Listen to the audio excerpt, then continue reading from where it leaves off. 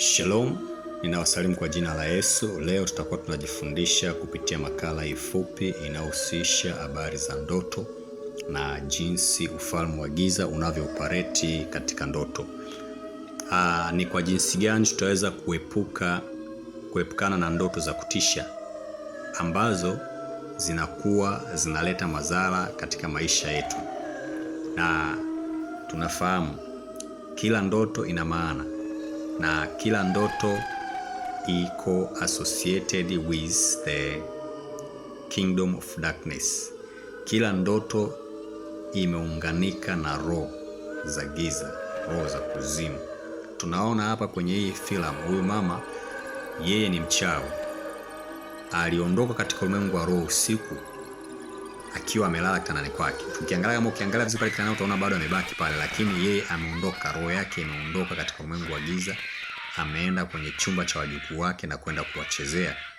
Na wajukuu wao walikuwa wanaota kama wanakandamizwa, wanateswa, lakini ni kitu ambacho ni kweli, walikuwa wakiteswa. Tunapo mama yao alikuwa akiwauliza nini mmeona? Huyu kijana anamwambia mama yake, nimeota kama kuna mtu alikuwa anikandamiza. Kwa huyu mama yeye ambacho alikosea ni kuwaambia watoto wake, subiri tutamwambia baba kesho asubuhi atalishughulikia jambo hili, pasipo kujua kwamba anatengeneza tatizo. Atakiwa achukue hatua moja kwa moja ya kuomba na kumweleza Mungu.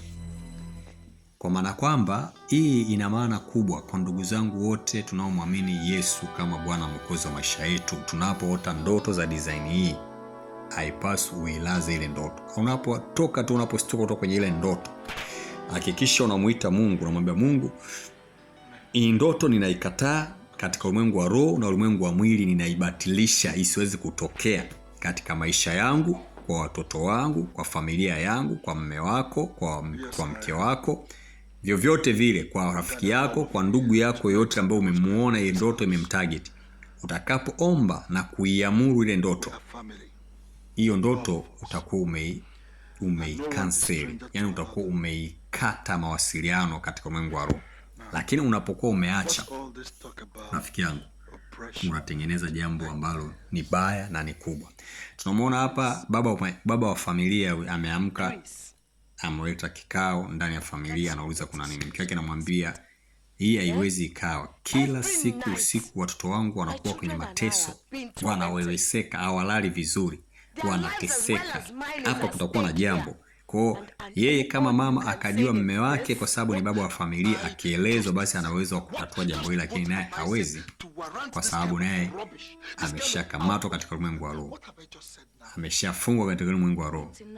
Na hapa yuko na mama yake mzazi ambaye ndio chanzo cha matatizo ndani ya hii familia. Watoto usiku kucha wanalia, wanapiga kelele, wanateseka, walali kwa ajili ya ndoto za kutisha ambazo zinakuwa zikisababishwa na huyu mama ambaye ni mchawi. Kwa nataka nikwambie ndugu yangu, mahali popote utakapokuwa, mahali popote, hakikisha unapoomba kwa ajili ya kulala usiku, hakikisha unamwambia Bwana Yesu, ninakataa ndoto mbaya, ninakataa ndoto za kutisha, ninakataa ndoto zenye kuleta majaribu, zenye kuleta matatizo. Unazifunga kwa jina la Yesu, basi utauona ukuu wa Bwana. Amen. Na lengo langu mimi nilikuwa nataka tu ni kuonyeshe kwenye hiki kipande ambacho kinahusiana na ndoto ambazo